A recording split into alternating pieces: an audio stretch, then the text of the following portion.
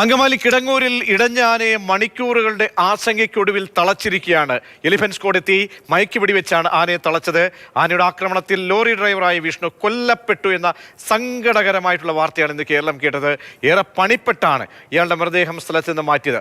നിരവധി വാഹനങ്ങളും ആന തകർത്തു. മയ്യനാട് പാർത്ഥസാരഥി എന്ന ആനയാണ് ഇടഞ്ഞത്. ആനയ്ക്ക് ആന്റിഡോസ് നൽകിയിട്ടുണ്ട്.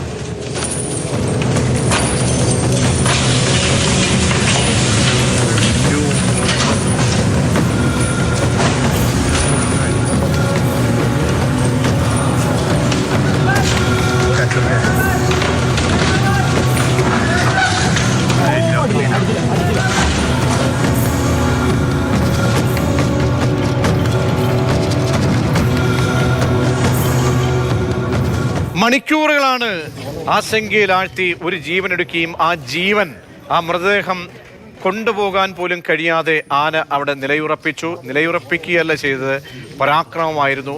അങ്ങനെ കാറെടുത്ത് ചുഴറ്റുന്ന ദൃശ്യങ്ങൾ കേരളത്തെ മുൾമുനയിലാക്കിയ മണിക്കൂറുകൾ കടന്നുപോയി. ഒടുവിൽ ആനയെ തളയ്ക്കാൻ കഴിഞ്ഞു എന്നതാണ് ആശ്വാസകരം. എസ് രാഗിൻ ചേരുന്നുണ്ട്. രാഗിൻ, കേരളത്തിൽ വീണ്ടും ഒരു ആനയാക്രമണം എന്ന് പറയുമ്പോൾ അത് നാട്ടിലെ ആനയാണ്. ആ ആന ഉണ്ടാക്കിയ മണിക്കൂറുകൾ നീണ്ട പരാക്രമണം അതിനുശേഷം ആനയെ എങ്ങനെ തളയ്ക്കാൻ കഴിഞ്ഞു? RRT സംഘം എത്തിയത് പോലും അല്പം വൈകിയാണ്. പിന്നീട് എങ്ങനെ തളയ്ക്കാൻ കഴിഞ്ഞു? ഈ പരാക്രമം കാട്ടിയ ആന ഇപ്പോൾ എവിടെയാണുള്ളത്?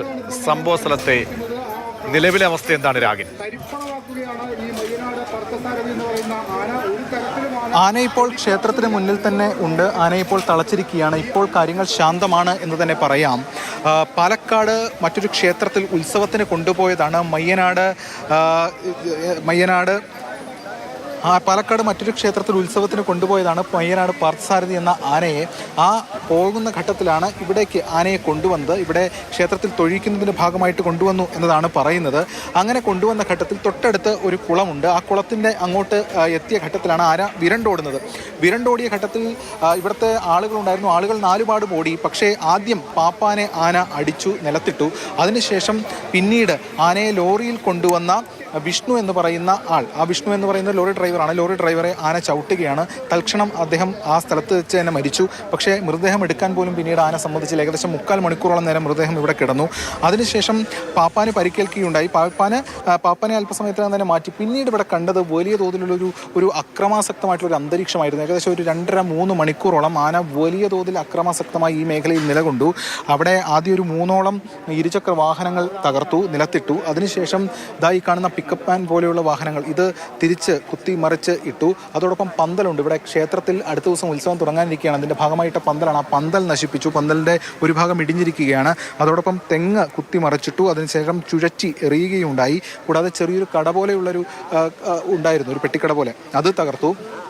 അതിനുശേഷം ഒരു കാറ് ഏറെ ദൂരം കുത്തി മറിച്ച് ഒരു കുറേ ദൂരം അപ്പുറത്തേക്ക് ഈ കാറിനെ കൊണ്ടുവന്ന് ഇട്ടു. അതോടൊപ്പം ജനറേറ്ററുമായി വന്ന മറ്റൊരു വാഹനം, ആ വാഹനവും തകർത്തു. അങ്ങനെ ഒരു 2.5-3 മണിക്കൂറോളം നേരം വലിയ പരിഭ്രാന്തി ഉണ്ടാക്കി. ഈ മേഖലയിൽ ആന അങ്ങനെ നിലനിൽക്കുകയാണ് ഉണ്ടായത്. അതിനുശേഷമാണ് RRT സംഘം ഇവിടേക്ക് വന്നത്. RRT സംഘം എത്തിയപ്പോൾ ഘട്ടത്തിലും വലിയ തോതിൽ ആന ചെറുത്ത് നിന്ന്, അല്ലെങ്കിൽ ആന അങ്ങോട്ട് അടുക്കാൻ കഴിയാത്ത ഒരു അവസ്ഥ ഉണ്ടായിരുന്നു. അതിനുശേഷം എലിഫന്റ് സ്ക്വാഡ് വന്നു. പിന്നീട് ഡോക്ടർ എത്തിയാണ് മയക്കുവെടി വെച്ച ശേഷമാണ് അല്പം ഒന്ന് ശാന്തമായത്.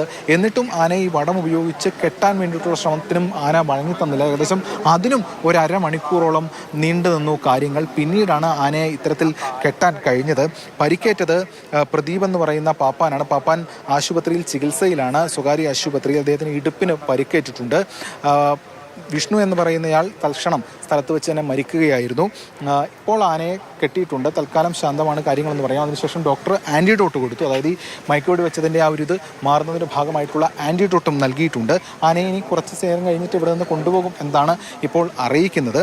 തൃശ്ശൂർ പൂരത്തിനൊക്കെ കൊണ്ടുപോയിട്ടുള്ള ആനയാണ്. അങ്ങനെ കാര്യമായിട്ടുള്ള പ്രശ്നങ്ങളൊന്നും ഇതുവരെ ഉണ്ടാക്കിയിട്ടില്ല എന്നാണ് ആനയുമായി ബന്ധപ്പെട്ടവരൊക്കെ തന്നെ പറയുന്നത്. എന്തായാലും ഒന്ന് ചൂടിൻ്റെ അന്തരീക്ഷമുണ്ട്, മറ്റൊന്ന് പെട്ടെന്ന് പ്രകോപിതനാകാനുള്ള കാരണം എന്തൊന്നും വ്യക്തമല്ല.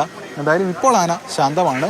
വലിയ തോതിൽ ഒരു 2.5-3 മണിക്കൂറോളം നേരം വലിയ തോതിൽ ഒരു പരിഭ്രാന്തജനകമായിട്ടുള്ള അന്തരീക്ഷമാണ് ഈ കിടങ്ങൂർ മഹാവിഷ്ണു ക്ഷേത്രത്തിന് മുന്നിൽ അരങ്ങേറിയത്.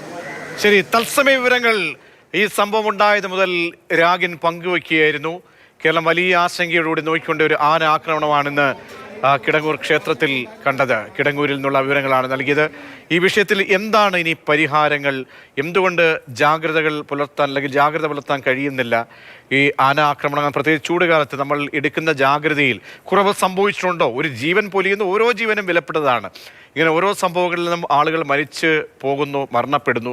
അതോടുകൂടി കുറച്ച് ദിവസം അല്ലെങ്കിൽ 1-2 മണിക്കൂറുകൾ കേരളം ഇത് കണ്ടുപോകും. ആ കുടുംബം അനാഥമാവുകയും ചെയ്യും. ഇതിന് സംഭവിക്കാൻ പാടില്ല എന്ന് നമ്മളിങ്ങനെ പലകുറി പറയുമ്പോഴും അതൊരു ക്ലീഷയായി മാറുകയാണ്. Angel Nair animal legal force പ്രതിനിധി നമ്മോടൊപ്പം തത്സമയം ചേരും. ഒപ്പം ഡോക്ടർ പൊന്മണി വെറ്റിനറി ഡോക്ടർ തത്സമയം ചേരും. ഡോക്ടർ ഗിരിദാസ് ആന ചികിത്സാ വിദഗ്ധൻ, അദ്ദേഹമാണിപ്പോൾ ഈ സ്പോട്ടിലേക്ക് എത്താൻ പോകുന്നത്. അങ്കമാലിയിൽ തന്നെ ഉണ്ട്. അദ്ദേഹത്തിനാണ് ചികിത്സയുടെ ചുമതല. തുടങ്ങി പ്രതികരണങ്ങൾ വളരെ പ്രധാനപ്പെട്ടതായി നമ്മൾ തേടുന്നുണ്ട്. ശ്രീ ഏഞ്ചൽ നായർ, നോക്കൂ, എത്ര കാലം തൊട്ട് നമ്മൾ ഇങ്ങനെ ഓരോ കാര്യങ്ങൾ, ഓരോ സംഭവം ഉണ്ടാകുമ്പോൾ ഇത് ഈ ആന നാട്ടിലുള്ള ആനയാണ്. ഇങ്ങനെ ഉത്സവങ്ങൾ പങ്കെടുക്കുന്ന, പൂരത്തിലടക്കം പങ്കെടുക്കുന്ന ഒരു ആനയാണ്. ഇപ്പോൾ ഈ ആന ഇതുവരെയും പ്രശ്നങ്ങൾ ഉണ്ടാക്കിയിട്ടില്ല എന്നാണ് നമുക്ക് വിവരങ്ങൾ ലഭ്യമാകുന്നത്. പക്ഷേ ഒരു ജീവൻ എടുക്കുന്നു. രണ്ടാം പാപ്പാൻ അതീവ ഗുരുതരാവസ്ഥയിൽ കിടക്കുകയാണ്. എന്തുകൊണ്ടാണ് നമുക്കിങ്ങനെ സംഭവിക്കുന്നത് ശ്രീ ഏഞ്ചൽ നായർ? നമ്മുടെ ആസ്വാദനത്തിന്റെ മേഖല നമ്മൾ മാറ്റേണ്ടിയിരിക്കുന്നു. അതായത് പണ്ട് റോമാ സാമ്രാജ്യത്തിൽ ഗ്ലാഡിയേറ്റേഴ്സ് എന്ന് പറയുന്ന ആളുകളുണ്ടായിരുന്നു. അവർ സിംഹത്തിനോടും പുലികളോടും കടുവകളോടൊക്കെ ഏറ്റുമുട്ടി അത് കാണാനായിട്ട് ആയിരക്കണക്കിന് ലക്ഷക്കണക്കിന് ആളുകൾ കാത്തിരിക്കാറുണ്ടായിരുന്നു. ഇന്ന് നമ്മുടെ കേരളത്തിന്റെ ഒരു പ്രത്യേകത എന്ന് പറഞ്ഞാൽ സാഡിസം മലയാളികളിൽ കൂടിക്കൊണ്ടിരിക്കുന്ന ഒരു കാലഘട്ടത്തിലാണ് നമ്മൾ ജീവിക്കുന്നത്. അതായത് ഈ ആനകളെ കണ്ട് ആനകളുടെ ക്രൂരത ആസ്വദിക്കുക. അതായത് 10-20 വർഷം മുമ്പ് സീഡികൾ ഇറങ്ങിയിരുന്ന കാലഘട്ടത്തിൽ ഏറ്റവും കൂടുതൽ സീഡികൾ വിൽക്കപ്പെട്ടത് ഈ ആനകൾ മനുഷ്യനെ ചവിട്ടി കൊല്ലുന്ന വീഡിയോകളായിരുന്നു. ആ കാലഘട്ടത്തിൽ ഏറ്റവും കൂടുതൽ ആളുകൾ, ഏകദേശം 10 ലക്ഷത്തോളം ഒക്കെയാണ് അന്നത്തെ കാലത്ത് ഈ സീഡികൾ വിൽക്കപ്പെട്ടിരുന്നത്. അതിന്റെ 1, 2, 3 ഇങ്ങനെ ഭാഗങ്ങളായിട്ട് ഇത് മുഴുവൻ ആന മനുഷ്യനെ ആക്രമിക്കുക, വലിച്ചു കീറുക, വലിച്ചെറിയുക എന്നീ രീതിയിലുള്ള വീഡിയോകളാണ് സീഡികളിൽ വിൽക്കപ്പെട്ടത്. എന്തുകൊണ്ടാണ് ഇത് കേരളത്തിൽ മാത്രം ഇങ്ങനെയുള്ള ഒരു ആസ്വാദനം നടക്കുന്നത്? ഈ കേരളത്തിൽ ഈ ആനയില്ലാതെ നമുക്ക് പൂരം നടത്താൻ പാടില്ല. ഇവിടെ കൊറോണ സമയത്ത് ഈ ആനകൾ ഉണ്ടായിരുന്നില്ല. അപ്പോഴും പൂരങ്ങളൊക്കെ എല്ലായിടത്തും നടന്നിട്ടുണ്ടായിരുന്നു, ഉത്സവങ്ങൾ നടന്നിട്ടുണ്ടായിരുന്നു. ഈ ആന എന്ന് പറയുന്നത് ഒരു മാഫിയ വിങ്ങാണ്, മാഫിയയുടെ ഒരു ഭാഗമായിട്ടാണ് ഈ ആന കച്ചവടമാണ് നടക്കുന്നത്. അല്ലാതെ ഇതിനെയൊക്കെ എഴുന്നള്ളിച്ച് കൊണ്ടുവരുന്നതും തൊഴുവിക്കുക, ആനയെ കൊണ്ട് തൊഴുവിക്കുക. ആനയ്ക്ക് ഒരു ദൈവം ഉണ്ടെങ്കിൽ അത് മനുഷ്യനായിരിക്കില്ല, അത് മറ്റൊരു ആനയായിരിക്കും. കഴുതയ്ക്ക് ഒരു ആനയുണ്ടെങ്കിൽ, ഒരു കഴുതയ്ക്ക് ഒരു ദൈവം ഉണ്ടെങ്കിൽ അതിന്റെ രൂപം കഴുതയുടെ ആയിരിക്കും. ഒരു പട്ടിക്കൊരു ദൈവം ഉണ്ടെങ്കിൽ അതിന്റെ രൂപം പട്ടിയുടെ ആയിരിക്കും. ഒരിക്കലും അതിനൊന്നും മനുഷ്യന്റെ ദൈവങ്ങൾ ആയിരിക്കില്ല. എന്തിനാണ് ഈ ആന ഇപ്പൊ അവിടെ കൊണ്ടുവന്ന് തൊഴിപ്പിച്ചത്? അത് മനുഷ്യന്റെ സാഡിസത്തിന്റെ. ഒരു കാര്യം ഞാൻ ചോദിക്കട്ടെ, അങ്ങ് കോടതിയിൽ ഒരുപാട് ഹൈക്കോടതിയിലടക്കം കേസ് ഈ ആനയുമായി ബന്ധപ്പെട്ട ആക്രമണങ്ങളിൽ വ്യവഹാരം നടത്തുന്ന വ്യക്തി കൂടിയാണ്. നമ്മളിപ്പോ ഒരു വനമേഖലയിൽ എന്ന് പറഞ്ഞാൽ വന്യജീവികൾ അല്ലെങ്കിൽ ആനയടക്കം അവരുടെ മേഖലയിലേക്ക് ചെന്ന് കടന്നു കയറി അവിടെ കൊല്ലപ്പെടുന്ന സംഭവങ്ങൾ പോലും റിപ്പോർട്ട് ചെയ്യുമ്പോഴാണ് അവിടെ കോമ്പൻസേഷൻ അടക്കം വേണം. അത് ആന ആക്രമണം, വലിയ കോലാഹലങ്ങൾ നടക്കുകയാണ്. അവർക്ക് 10 ലക്ഷവും 15 ലക്ഷവും ഒക്കെ തന്നെ വാങ്ങി നൽകണമെന്ന് ആവശ്യപ്പെട്ടുകൊണ്ട് വലിയ രീതിയിൽ നമ്മൾ ചർച്ചകൾ നടത്താറുണ്ട്. പക്ഷേ ഇത്തരം കാര്യങ്ങൾ അറ്റൻഷൻ കുറഞ്ഞു പോകുന്നുണ്ടോ ശ്രീ ഏഞ്ചൽ നായർ? ഈ കാര്യത്തിൽ ഇപ്പൊ നമുക്ക് സാധാരണ രീതിയിൽ വന്യജീവികൾ എവിടെ ആക്രമിക്കപ്പെട്ടാലും ആക്രമണം നടത്തിയാലും ആന, കടുവ, പുലി ഇങ്ങനെയുള്ള ജീവികൾക്ക് വലിയൊരു പ്രൊട്ടസ്റ്റും കാര്യങ്ങളൊക്കെ നടത്താറുണ്ട്. പക്ഷെ കേരളത്തിലെ അവസ്ഥയിൽ ഈ നാട്ടാനകൾ ആക്രമണം നടത്തി ഇപ്പൊ ഈ 5ാമത്തെ ആളാണ് ഈ വർഷം മരിച്ചിരിക്കുന്നത്. കഴിഞ്ഞ വർഷം മരിച്ചിരിക്കുന്ന 6ാമത്തെ ആളാണ്. 6 പേരാണ് മരിച്ചിരിക്കുന്നത്. അപ്പൊ ഈ 5 പേര് മരിക്കുന്നതിൽ 3 പേര് ആന തൊഴിലാളികളാണ്. അതിനകത്ത് ഇത് ലോറി ഡ്രൈവർ ആണ് എന്ന് മാത്രം. ബാക്കി രണ്ട് പേര് പാപ്പാന്മാരാണ്. വേറൊരാൾ ബ്ലോഗറാണ് മരിച്ചിരിക്കുന്നത്. അപ്പം 4 പേര് അല്ല 3 പേര് ആന തൊഴിലാളികൾ, 2 പാപ്പാന്മാരും 1 ലോറി ഡ്രൈവറുമാണ് മരിച്ചിരിക്കുന്നത്. അപ്പൊ ഇവിടെ ഒന്നും ആനകൾ ഇനി വേണ്ട എന്ന് ആരും പറയുന്നില്ലല്ലോ. ആനകൾ ഇപ്പൊ എന്റെ അടുത്ത് കൂട്ടുപടം സുബ്രഹ്മണ്യ സ്വാമി ക്ഷേത്രത്തിൽ തെച്ചിക്കോട്ട് രാമേന്ദ്രൻ 3 പേരെ കുത്തിമലത്തിയത്. അവിടെ ഇപ്പോഴും 4-5 ആനകളെ പൊരി വെയിലത്ത് നിന്ന് എഴുന്നള്ളിക്കുന്നുണ്ട്. എന്തുകൊണ്ട് നമുക്ക് ആനകൾ വേണ്ട എന്ന് പറയുന്നില്ല? ഈ ആന എന്ന് പറയുന്ന ജീവിയെ എഴുന്നള്ളിക്കാൻ പാടില്ല. ഇന്ത്യൻ ഭരണഘടന, ഇന്ത്യയിലെ വൈൽഡ് ലൈഫ് പ്രൊട്ടക്ഷൻ ആക്ട് പ്രകാരം 1977 ശ്രീമതി ഇന്ദിരാഗാന്ധി ആനപിടുത്തവും മെരിക്കലും എഴുന്നള്ളത്തും എല്ലാം നിരോധിച്ചിരിക്കുന്നതാണ്. അതിനുശേഷവും ഇത് പിന്തുടർന്നുകൊണ്ടിരുന്നു. പക്ഷെ അത് സൈലന്റ് ആക്കിയിട്ട് ആണ് നമ്മൾ അത് പിന്തുടർന്നു പോകുന്നത്. കാരണം അങ്ങനെയുള്ള കുറെ ജീവികളെ നിലനിർത്തി കൊണ്ടുപോകാനായിട്ട് ഇങ്ങനെയുള്ള ചില സൈലൻസ് നിയമങ്ങൾ, ചില കാര്യങ്ങൾ നിശബ്ദത പാലിക്കാറുണ്ട്. അങ്ങനെയാണ് ഈ ആനകൾ വന്നിരിക്കുന്നത്. ഈ ആനകളുടെ കേരളത്തിലെ 54% ആനകളും 77 ശേഷം ജനിച്ചിട്ടുള്ളതാണ്. ഈ വിവരം വെച്ച് കഴിഞ്ഞിട്ട് ഞാൻ ഇന്ത്യ ഗവൺമെന്റിനോടുള്ള കേന്ദ്ര സർക്കാരിൽ നിന്ന് ലഭിച്ചിരിക്കുന്ന വിവരാവകാശ രേഖ പ്രകാരം ഈ നാട്ടാന എന്ന് പറയുന്ന ഒരു ജീവി ഇല്ല.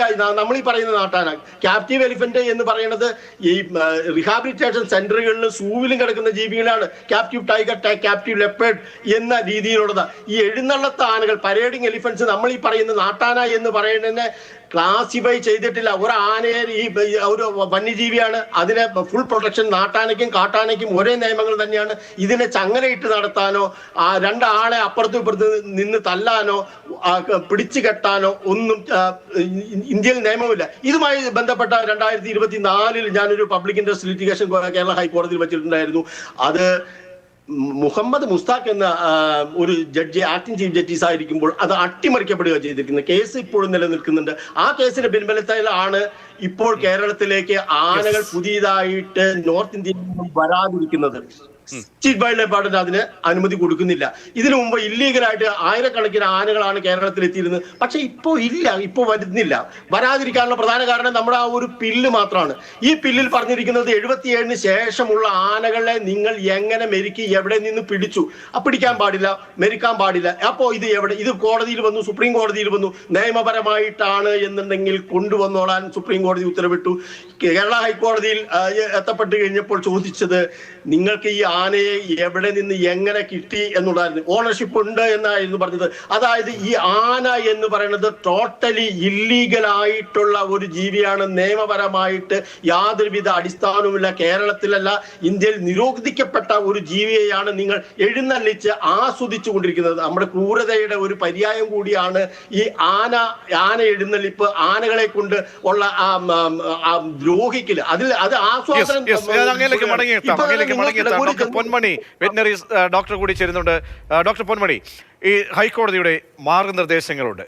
വളരെ ചൂടുകാലമാണ്. ചൂടുകാലത്ത് എങ്ങനെയാണ് ആനകളെ കൊണ്ടുപോകേണ്ടത്? ആനകളെ കൊണ്ടുപോകുമ്പോൾ അതിൻ്റെ സമയം വളരെ പ്രധാനപ്പെട്ടതാണ്. ചൂടുകാലത്ത് നമ്മളെല്ലാ ഈ അതിഉഷ്ണം, തീവ്രമായ താപനില കാലത്ത് സ്വീകരിക്കേണ്ട മാനദണ്ഡങ്ങൾ എവിടെ നിന്നാണ് ഈ കാലാവസ്ഥാ നിരീക്ഷണ കേന്ദ്രം അടക്കം നൽകുന്നുണ്ട്. അത് സർക്കാരിൻ്റെ ഭാഗത്തു നിന്നും, അത് മൃഗസംരക്ഷണ വകുപ്പിൻ്റെ ഭാഗത്തു നിന്നൊക്കെ ഒരുപാട് മാനദണ്ഡങ്ങൾ നിൽക്കുകയാണ്. അപ്പോൾ ഇന്നത്തെ ഈ സംഭവത്തിൽ എവിടെയെങ്കിലും വീഴ്ച പറ്റിയെന്ന് അങ്ങേക്ക് തോന്നുന്നുണ്ടോ ശ്രീ ഡോക്ടർ പൊന്മണി? അങ്ങനെയെങ്കിൽ നമ്മൾ സ്വീകരിക്കേണ്ട ജാഗ്രത ഈ കാലാനുസൃതമായി, ഞാൻ നേരത്തെ നമ്മൾ പറഞ്ഞതുപോലെ തന്നെ ഓരോ ജീവനും വളരെ പ്രധാനപ്പെട്ടതാണ്. ഒരു ജീവൻ പൊലിയുന്നു, ഒരാൾ അത്യാസന്ന നിലയിൽ കിടക്കുകയാണ്. നോക്കൂ, ആ കാറ് പോലും, അവിടെ ഉണ്ടാകുന്ന നാശനഷ്ടങ്ങൾ. ഒരാളെന്തായാലും ഒരു വാഹനം വാങ്ങിക്കുമ്പോൾ അവൻ്റെ സ്വപ്നങ്ങളാണല്ലോ. വെറുതെ എന്തായാലും ആ കാറ് കിട്ടില്ലല്ലോ, ആ വാഹനം പോലും. അങ്ങനെയൊക്കെ നാശനഷ്ടങ്ങൾ ഉണ്ടാക്കിയാണ്. അപ്പോൾ ഇതിൻ്റെയൊക്കെ ഉത്തരവാദിത്തം ഏറ്റെടുക്കേണ്ടത് ആരാണ് ഡോക്ടർ പൊന്മണി? നമസ്കാരം. ആദ്യമായി മരിച്ച സുഹൃത്തിന് പ്രണാമം. ഞാന് ഇപ്പൊ പറയാൻ ഉദ്ദേശിക്കുന്നത്, നാട്ടാന പരിപാലന ചട്ടമുണ്ട്. അത് 2003 നാട്ടാന പരിപാലന ചട്ടം വന്നത്. അത് 2012 അത് റിന്യൂ ചെയ്തിട്ടുണ്ട്. ആ നാട്ടാന പരിപാലന ചട്ടത്തിൽ ഒരുപാട് കാര്യങ്ങൾ പറയുന്നുണ്ട്. ആ കാര്യങ്ങളിൽ കൂടെ തന്നെ ഈ ആനകളെ വെയിലുള്ള സമയത്ത് 11 മണിക്കും 4 മണിക്കും ഇടയ്ക്ക് ആനയെ നടത്തി കൊണ്ടുപോകാനോ വാഹനങ്ങളിൽ കൊണ്ടുപോകാനോ എഴുന്നള്ളിപ്പിനോ ഉപയോഗിക്കാൻ പാടില്ല. അതാണ് നിയമം. അഥവാ ഈ ചൂടുള്ള സമയത്ത്, ദാറ്റ് ഈസ് 9 മണിക്കും 11 മണിക്കും ഇടയ്ക്ക്, അതുപോലെ തന്നെ 4 മണിക്ക് ശേഷം ആനയെ വെയിലത്ത് നിർത്തിയിട്ട് ഉത്സവം നടത്തുകയാണെങ്കിൽ ആനയുടെ ചെരുപ്പടി എന്ന് വെച്ചാൽ കാൽപാത്ത് അടിഭാഗം അത് ഒരു ചാക്കുകൾ വിരിച്ച് ആ ചാക്കിന്റെ മുകളിൽ നിർത്തേണ്ടതും അത് ഇടയ്ക്കിടയ്ക്ക് വെള്ളം നനച്ചു കൊടുക്കേണ്ടതുമാണ്. ഞാൻ ഇന്ന് സംഭവിച്ച കാര്യത്തില് ഈ ആന അവരുടെ നാട്ടാന പരിപാലന ചട്ടത്തില് ലംഘനം ഇല്ല. കാരണം 9:30 മണിക്കാണ് ഈ ആന ഇടഞ്ഞിരിക്കുന്നത്. 11 മണി വരെ ആനയെ വെളിയിൽ കൊണ്ടുപോകുന്നതിന് യാതൊരു നിയമ തടസ്സവും ഇല്ല, ഒരു നിയമ തടസ്സവും ഇല്ല. അപ്പോ നമുക്ക് നിയമ തടസ്സം ഉണ്ടെന്ന് പറയാൻ സാധിക്കില്ല. പിന്നെ എവിടെയാണ് ഈ പ്രശ്നം പറ്റിയത്, എന്തുകൊണ്ടാണ് ഈ ആന ഇങ്ങനെ പ്രകോപിതനാകാനുള്ള കാരണം? അതുപോലെ കാറുകളെ നശിപ്പിച്ചു. ഈ കാറുകൾ ഇന്നൊരു കാറും 2 ബൈക്കേ പോയിട്ടുള്ളൂ. ഞാന് ഇതിൽ കൂടുതൽ കാറുകളും ബൈക്കുകളും ബസ്സുകളും ഒക്കെ നശിപ്പിച്ച സമയത്ത് ഞാൻ ഈ ആനകളെ പോയി മയക്കുവെടി വയ്ക്കുകയും ആന ഉത്സവങ്ങൾക്കൊക്കെ പങ്കെടുത്ത ഒരാളാണ്.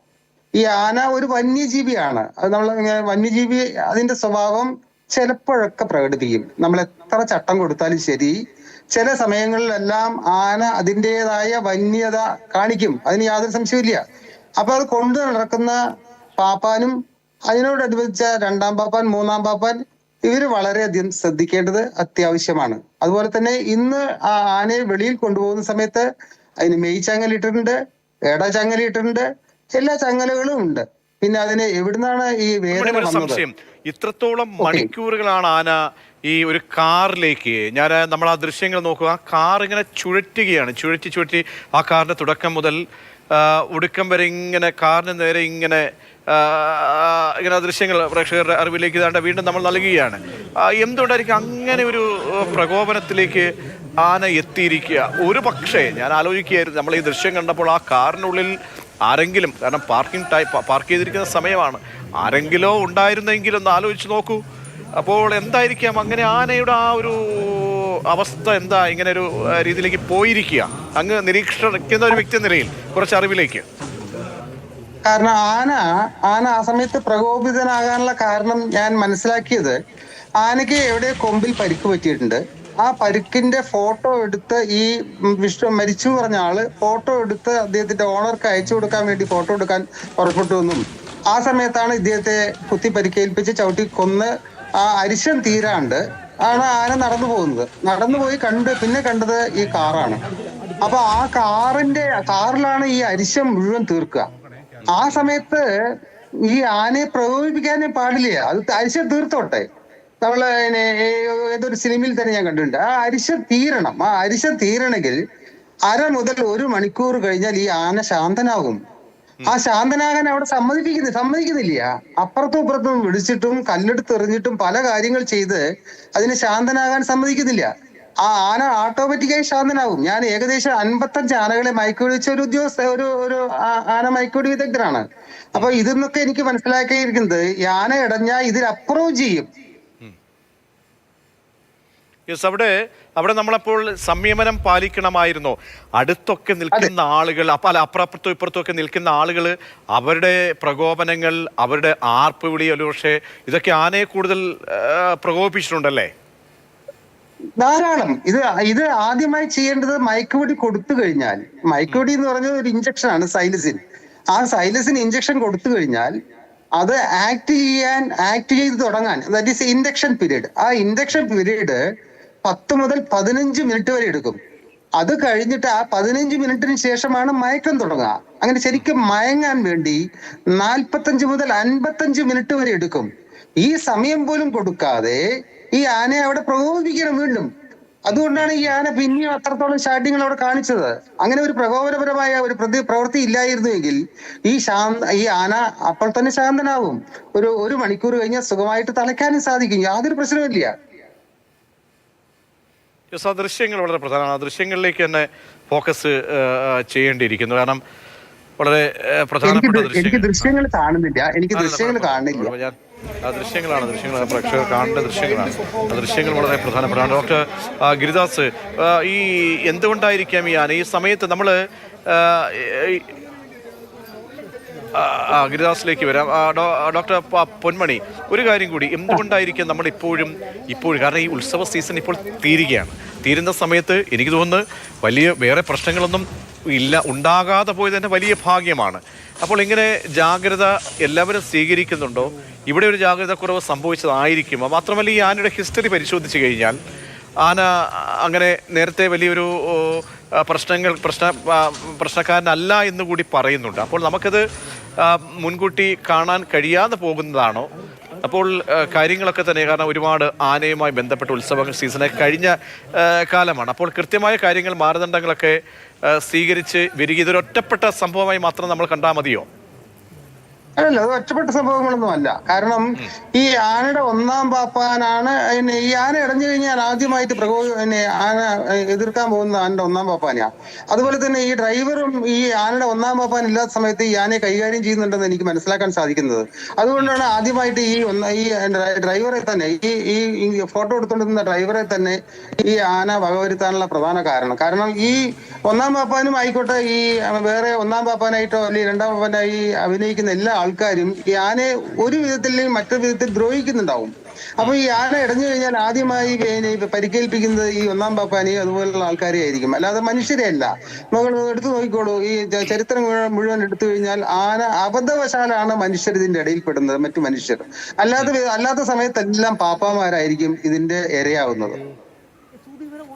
ഞാൻ മടങ്ങിയെത്താമെങ്കിലേക്ക് ഡോക്ടർ ഗിരിദാസ്, ആന ചികിത്സാ വിദഗ്ധൻ, അദ്ദേഹം ടെലിഫോൺ ലൈനിലാണുള്ളത്. ഡോക്ടർ ഗിരിദാസ്, അങ്ങ് അവിടേക്ക് എത്തുന്നു എന്നാണ് ഞാൻ മനസ്സിലാക്കുന്നത്. ഈ ആനയെക്കുറിച്ചുള്ള ഇപ്പോഴുള്ള ഡീറ്റെയിൽ അങ്ങേ കിട്ടിയ പ്രകാരമാണെങ്കിൽ നിലവിൽ ശാന്തനാണെന്ന് തോന്നുന്നു. എന്തുകൊണ്ടായിരിക്കാം ഇനി സംഭവിച്ചത്? അവിടെ ഒരു ജാഗ്രത കുറവ് സംഭവിച്ചോ ഇന്നത്തെ ഈ ഇൻസിഡന്റിൽ എവിടെയെങ്കിലും? ജാഗ്രതാ കുറവ് എന്ന് പറഞ്ഞാൽ ആനകളുടെ എണ്ണം കുറഞ്ഞു വരികയാണ്. അപ്പോൾ ആനകളെ ഒരു സ്ഥലത്ത് നിന്ന് മറ്റൊരിടത്തേക്ക് പരക്കം പായുകയാണ്. കാരണം ഈ ചെസ് കളി എന്നോണം ഒരു സ്ഥലത്ത് മറ്റൊരു സ്ഥലത്തേക്ക് എടുത്തു വെക്കുന്നത് മാതിരി ലോറിയിൽ കയറ്റി ഒരു പ്രോഗ്രാം കഴിഞ്ഞ് അടുത്ത പ്രോഗ്രാമിലേക്ക് കൊണ്ടുപോകുന്നത് ഒരുപക്ഷെ കേരളത്തിലെ നാട്ടാനകളുടെ എണ്ണം വളരെയധികം കുറഞ്ഞിരിക്കുന്നു. അതുകൊണ്ട് തന്നെ ഉത്സവങ്ങളിൽ ആന വേണ്ടത് കിട്ടാതാവുമ്പോൾ ഉള്ള ആനകളെ കൂടുതലായി ഉപയോഗിക്കുന്ന ഒരു സാഹചര്യം ഇവിടെ നിലവിലുണ്ട്. ആ സാഹചര്യമാണ് അതിന്റെ ഭാഗമായിട്ട് ആനയും അതുപോലെ തന്നെ അതിന് കൊണ്ടുവന്ന ഡ്രൈവറും ഒക്കെ ആനയുടെ മുന്നിൽ ഒരു നോട്ടപ്പുള്ളികളായി മാറുകയാണ്. പിന്നീട് അത് ദുരന്തത്തിലേക്ക് കലാശിക്കുകയാണ് ചെയ്യുന്നത്.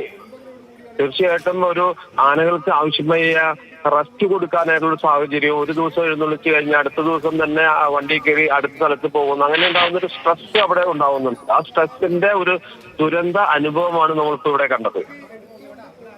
അവിടെ ഡോക്ടർ ഗിരിദാസ്, നമ്മളിനി കാലോചിതമായി ചിന്തിക്കേണ്ട, ഞാൻ വീണ്ടും ആവർത്തിക്കുന്ന ഒരു കാര്യം, ഓരോ ജീവനും പൊലിയുന്ന ജീവനുകൾ. പിന്നെ മറ്റൊന്ന്, ഈ അപകടാവസ്ഥയിൽ ഇപ്പോൾ രണ്ടാം പാപ്പാൻ ഗുരുതരാവസ്ഥയിലാണ്. അദ്ദേഹത്തിൻ്റെ നാളത്തെ അവസ്ഥ, അദ്ദേഹത്തിൻ്റെ കുടുംബത്തിൻ്റെ അവസ്ഥ, ഒരുപക്ഷെ ആ കുടുംബത്തിൻ്റെ ഏകാശ്രയമായിരിക്കണം. അങ്ങനെയൊക്കെയുള്ള കാര്യങ്ങൾ നോക്കുമ്പോൾ നമുക്കിവിടെ ചില കാര്യങ്ങൾ നമുക്ക് കുറച്ചുകൂടി ഒരു വീണ്ടും വിചാരം വേണ്ടി വരുമെന്ന് അങ്ങേക്കും തോന്നുന്നില്ലേ? വീണ്ടും വിചാരം എന്ന് പറഞ്ഞാലേ നമ്മൾ ഒന്നും ഇല്ലാതാക്കുകയല്ല, ഉള്ളതിനെ നല്ല രീതിയിൽ മുന്നോട്ട് കൊണ്ടുപോകുക എന്നതാണ് നമ്മുടെ കടമ. നമ്മളായിട്ട് തുടങ്ങിയതല്ല ആറാട്ടുപുഴ പൂരം, നമ്മളായിട്ട് തുടങ്ങിയതല്ല തൃശ്ശൂർ പൂരം. കുറെ തലമുറകളായി തുടങ്ങിയ പൂരങ്ങളും ഉത്സവങ്ങളും നമ്മുടെ നാട്ടിലെ ആചാരങ്ങളൊക്കെ നിലനിൽക്കുന്നത്. അതിനെ നല്ല രീതിയിൽ നടത്താനായിട്ട് വേണ്ടതായ അതിന്റെ ഇൻഫ്രാസ്ട്രക്ചർ ഡെവലപ്പ് ചെയ്യേണ്ട ചുമതല നമുക്കുണ്ട്. ഇപ്പൊ നമുക്ക് ആനകളുടെ എഴുന്നള്ളത്തിന് ആന ഇല്ലാത്തതുകൊണ്ട് കഴിഞ്ഞ 10, 15, 20 വർഷമായിട്ട് കേരളത്തിലേക്ക് ഒരു ആന കടന്നു വന്നിട്ടില്ല. അത് ആനകൾ വർഷാവർഷം പെരുകുകയും ചെയ്യുന്നു. അപ്പൊ ആനകളുടെ എണ്ണം കുറഞ്ഞ ഒരു കമ്പനിയിൽ 100 പേരിൽ നടന്ന് 20 പേരായി കഴിഞ്ഞാൽ ആ 20 പേരുടെ സ്ട്രെസ് ഒന്ന് ആലോചിച്ച് നോക്കൂ. അത് തന്നെയാണ് ഇവിടെ സംഭവിക്കുന്നത്. തീർച്ചയായിട്ടും നമ്മൾ ഇനി വരാൻ പോകുന്ന ആനകളുടെ എണ്ണം കൂട്ടി ഉള്ള ആനകൾക്ക് റെസ്റ്റ് കൊടുക്കാനുള്ള ഒരു സാഹചര്യം വരുന്ന ഗവൺമെന്റ് എടുക്കണമെന്നാണ് എനിക്ക് ഈ അവസരത്തിൽ പറയാനുള്ളത്. അത് ശരിക്കും പാലിക്കപ്പെടുന്നുണ്ടോ ഡോക്ടർ ഗിരിദാസ്? അങ്ങ് പറഞ്ഞതുപോലെ നാട്ടാനകളുടെ എണ്ണം കുറയുമ്പോൾ ബാക്കിയുള്ളവർക്ക് കൂടുതൽ അധിക ഭാരം നൽകുന്ന ഒരു അവസ്ഥയിലേക്ക്, കാരണം ഈ ഒരു വല്ലാത്തൊരു അഭിനിവേശം മൂത്ത് അവർക്ക് വേണ്ട ലഭ്യമായിട്ടുള്ള തീർച്ചയായും നമ്മുടെ ഈ നിയമപുസ്തകങ്ങളിലും മാർഗരേഖകളൊക്കെ തുറക്കുമ്പോൾ എന്താണ് ആനകളുമായി ബന്ധപ്പെട്ട് വന്യജീവികൾക്ക് നൽകേണ്ട സംരക്ഷണം, ഇതൊക്കെ വലിയ രീതിയിൽ രേഖപ്പെടുത്തുന്നുണ്ട്. അതിനൊന്നും ഒരു കുറവില്ല. പക്ഷെ അതെന്തുകൊണ്ട് പ്രായോഗിക തലത്തിൽ എത്തുന്നില്ല? മറ്റൊരു കാര്യം, ഇതൊക്കെ മോണിറ്റർ ചെയ്യപ്പെടണം. ഇതൊക്കെ നടക്കുന്നുണ്ടോ എന്നുള്ള കാര്യം ചെക്ക് ചെയ്യണ്ടേ? അത് ആര് ചെയ്യണം? ചെയ്യേണ്ട സംവിധാനങ്ങൾ അത് ചെയ്യുന്നുണ്ടോ?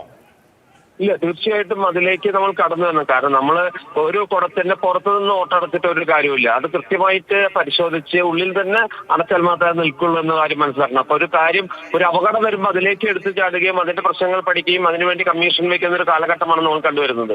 തീർച്ചയായിട്ടും ഈ ആനയുടെ കാര്യത്തിലും നമ്മൾ കൂടുതൽ ആനകളുടെ എണ്ണം ഉണ്ടെങ്കിൽ ഒരുപക്ഷെ ഈ ഉള്ള ആനകളുടെ ജോലിഭാരം കുറഞ്ഞു കഴിഞ്ഞാൽ, ഈ സ്ട്രെസ് കണ്ടീഷൻ ഒഴിവായാൽ ഇന്നത്തെ ഒരു ദുരന്തം ഒഴിവാക്കാമായിരുന്നു എന്നാണ് എന്റെ അഭിപ്രായം.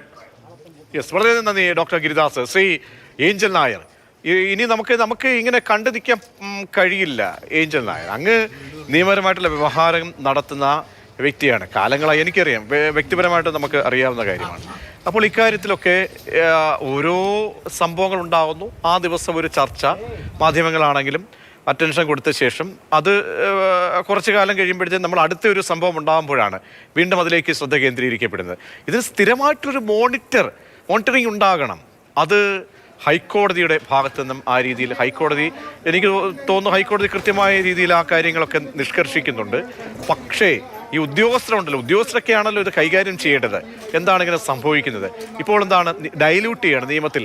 ഈ പറയുന്ന ചൂട് സമയമാണ്. ചൂട് സമയത്ത് ഈ പറയുന്ന നിഷ്കർഷിക്കുന്ന 11 മണിക്കോ അല്ലെങ്കിൽ ഈ 3 മണിക്കോ പോലും നമുക്ക് പോലും പുറത്തിറങ്ങാൻ കഴിയാത്ത അവസ്ഥയാണ്. അപ്പോൾ മൃഗങ്ങളെ സംബന്ധിച്ച് അവിടെയൊക്കെ വന്നിട്ടുള്ള വീഴ്ച അതൊക്കെ തന്നെയാണോ ഈ എറണാകുളം സംഭവത്തിലും കാണുന്നത്?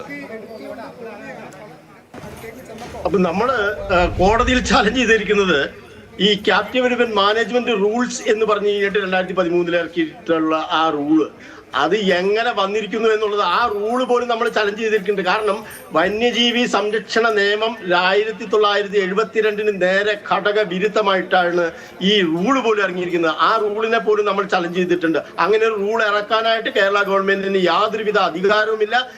ഈ ആനകളെ ചട്ടം പഠിപ്പിക്കാനോ ഇതേമാതിരി കെട്ടിയിട്ട് വലിക്കാനോ അമ്പലത്തിൽ എഴുന്നള്ളിക്കാനോ ഉള്ള നിയമം പോലും ഇല്ലാത്തിടത്താണ് നിയമവിരുദ്ധമായി ഈ ക്രൂരത ആസ്വദിക്കുക എന്നുള്ള രീതിയിലേക്ക് ജനങ്ങൾ എത്തപ്പെട്ടിരിക്കുന്നത്. നമ്മൾ നടത്തേണ്ടത് അല്ലെങ്കിൽ മാധ്യമങ്ങൾ നടത്തേണ്ടത് നിങ്ങളുടെ അതിരി കവിഞ്ഞ ഈ സാഡിസ്റ്റ് എൻജോയ്മെന്റ് അത് നിർത്തുക എന്നുള്ളത് തന്നെയാണ്. ആനകളെ കൂടുതൽ കൊണ്ടുവരില്ല. ഇന്ത്യയിലെ നിയമങ്ങൾ മാറ്റാൻ സാധിക്കില്ല. സൈറ്റസ് ഇന്റർനാഷണൽ ഓർഗനൈസേഷനാണ്.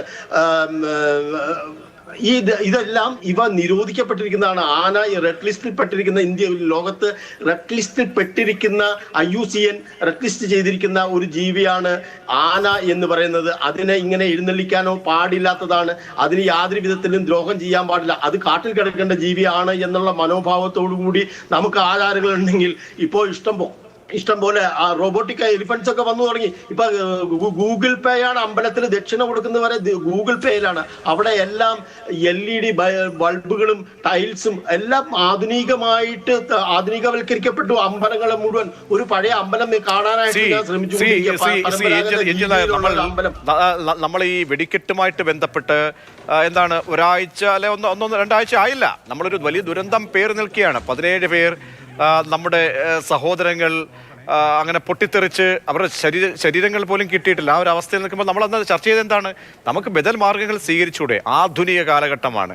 നമ്മൾ ഈ പറഞ്ഞതുപോലെ തന്നെ AI വരെ നമുക്ക് അങ്ങനെ പല രീതിയിലുള്ള ആസ്വാദന രീതികൾ തരുന്ന ഒരു കാലഘട്ടത്തിലേക്ക് എത്തുമ്പോൾ ഇതൊക്കെ അപ്പാടെ ഒരു സുപ്രഭാതത്തിൽ ഇല്ലാതാക്കണം എന്ന് പറയുന്നില്ല. പക്ഷേ അതിനോടൊക്കെ നമ്മൾ ക്രമപ്പെട്ടുകൊണ്ട് അതിനോട് താതാത്മ്യം പ്രാപിച്ചുകൊണ്ട് ചില മാനസികമായിട്ടുള്ള നമ്മുടെ ഇത്തരം കാര്യങ്ങൾ അഭിനിവേശങ്ങളൊക്കെ ഒന്ന് ലഘൂകരിച്ചൂടെ?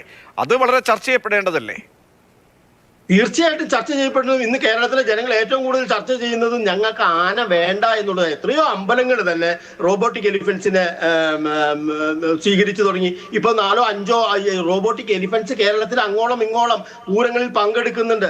പല ചടങ്ങുകൾക്ക് ഈ കഴിഞ്ഞ ഇലക്ഷന്റെ കൊല്ലത്ത് ഇലക്ഷന്റെ അവസാനം റോബോട്ടിക് എലിഫന്റ് ആയിരുന്നു മുന്നിട്ട് നിന്നത്.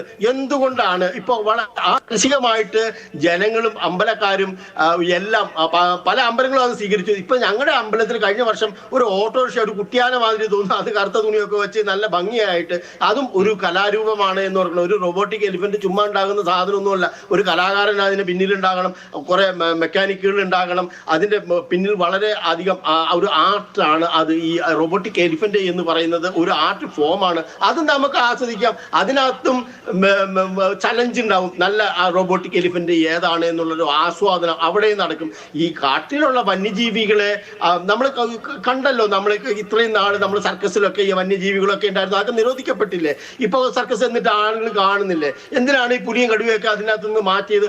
അതേമാതിരി തന്നെ മാറ്റപ്പെടേണ്ട ഒന്നാണ് ഈ അമ്പലങ്ങളിൽ നിന്നും ഉത്സവങ്ങളിൽ നിന്നും ആനകൾ.